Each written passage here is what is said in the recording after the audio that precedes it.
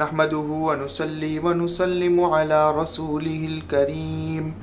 أما بعد فأعوذ بالله من الشيطان الرجيم بسم الله الرحمن الرحيم ولقد يسرنا القرآن للذكر فهل من مدكر وقال رسول الله صلى الله عليه وسلم خيركم من تعلم القرآن وعلمه او كما قال رسول اللہ صلی اللہ علیہ وسلم۔ محترم طلباء اور طالبات، الحمدللہ ثم الحمدللہ، اللہ رب العزت کی توفیق سے درس نظامی کے سلسلے کے اندر ہمارا ایک انتہائی اہم مضمون قرآن شریف کا ترجمہ اور مختصر تشریح اور فنی اعتبار سے اس کی تفصیل، یہ سلسلہ ہمارا انشاءاللہ شروع ہونے جا رہا ہے۔ اس کے اندر ہم اس مضمون کو ہم نے 3 حصوں میں تقسیم کیا ہے، اور یہ مضمون ہمارا مکمل قرآن شریف سے متعلق ہے۔ اس سے پہلے آپ جو فنون پڑھتے رہے وہ عربی زبان کی گرامر اور عربی زبان کی فہم کے اعتبار سے تھے، لیکن اب جو ہم سلسلہ شروع کرنے جا رہے ہیں، اس سلسلے میں آپ براہ راست قرآن شریف کے الفاظ، قرآن شریف کے معانی اور وہ جو فنون آپ نے جو پڑھے ہیں اور سلسلہ جاری ہے آپ کا، ان کی روشنی میں قرآن شریف کی فنی تشریح، اور یہ سب ہم انتہائی مختصر اور انتہائی عام فہم اور انتہائی آسان انداز کے اندر انشاءاللہ کریں گے۔ اور اس کو ہم نے 3 حصوں میں اس کو تقسیم کیا ہے۔ اس کا پہلا حصہ یہ ہے کہ ہم قرآن شریف کو یاد کریں تجوید کے ساتھ۔ قرآن شریف کو اس کو بھی ہم 2 حصوں میں تقسیم کر لیتے ہیں۔ اگر آپ نیت کر لیتے ہیں اس کو یاد کرنے کی، تو آپ کو تجوید کے ساتھ قرآن شریف حفظ کرنے کی بھی سعادت حاصل ہو جائے گی انشاءاللہ۔ یا اگر آپ حفظ نہیں کرنا چاہ رہے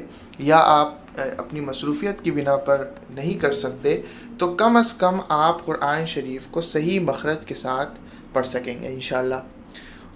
دوسرا حصہ اس کا یہ ہے کہ قرآن شریف کا لفظ بہ لفظ ترجمہ، قرآن شریف کا لفظ بہ لفظ ترجمہ اس مضمون کے اندر انشاءاللہ ہم سیکھیں گے۔ اور تیسرے نمبر پہ جو فنون یعنی نحو، صرف، ادب، بلاغت، منطق اور اس سے متعلق جو فنون ابھی تک آپ پڑھتے آئے ہیں یا مزید آپ آگے پڑھیں گے، ان فنون کی بھی روشنی میں قرآن شریف کو ہم اس کا اجرا قرآن شریف کے ساتھ ہم کریں گے انشاءاللہ۔ تو اس طرح سے ہمارے محترم طلباء اور طالبات اپنی علم کی کسوٹی کر سکیں گے کہ جو ہم عربی زبان کے حوالے سے پڑھ رہے ہیں، چونکہ ہم جو عربی پڑھ رہے ہیں وہ قرآنی عربی ہے، اور قرآن شریف کی عربی بغیر قرآن پڑھے وہ اس کا صحیح معنوں میں اس کا تدارک نہیں ہو سکتا۔ تو اس سلسلے کے اندر میں دوبارہ دہرا دوں جو ہمیں فائدہ ہونے والا ہے انشاءاللہ۔ ایک تو قرآن شریف صحیح تلفظ کے ساتھ پڑھنا اور یاد کرنا،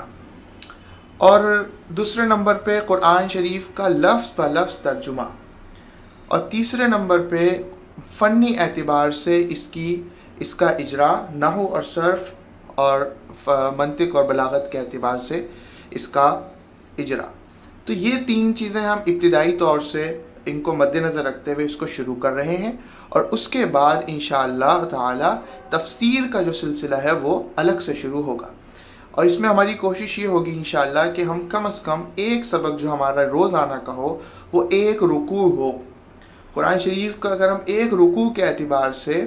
روزانہ کرتے ہیں تو جو کم از کم جو 20 پارے ہیں شروع کے، ان میں تقریباً ہر پارے میں تقریباً 16 سے لے کر 20 رکوع ہوتے ہیں، 16 سے لے کر 20 رکوع عموماً ہوتے ہیں، جن میں جو بڑی صورتوں سے منسلک ہیں جو پارے، ان میں تقریباً 16 سے لے کر 20 رکوع ہوتے ہیں. تو اس اعتبار سے آپ ایک مہینے کے اندر ایک پارہ مکمل یاد بھی کر سکیں گے اگر یاد کرنے کی آپ ہمت کر لیتے ہیں, اور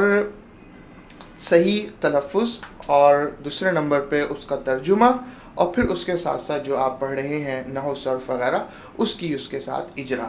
تو انشاءاللہ یہ بہت مفید سلسلہ ہوگا. تو اس کے اندر بھی میری یہی درخواست ہے اور یہ امید ہے آپ سے کہ آپ اس کو یاد کریں گے, اور انشاءاللہ آپ مایوس نہیں کریں گے, اور یاد کر کے اس کو اپنے علم کا حصہ بنائیں گے, اور اس کو انشاءاللہ اپنی زندگی کے اندر قرآن شریف کو سمجھ کر اپنی زندگیوں کے اندر لے کر آئیں گے, اپنی زندگی کو مزین کریں گے اس سے, اور تمام عالم کے اندر جتنی انسانیت ہے اس کو بھی اس کی طرف دعوت دیں گے انشاءاللہ تعالی.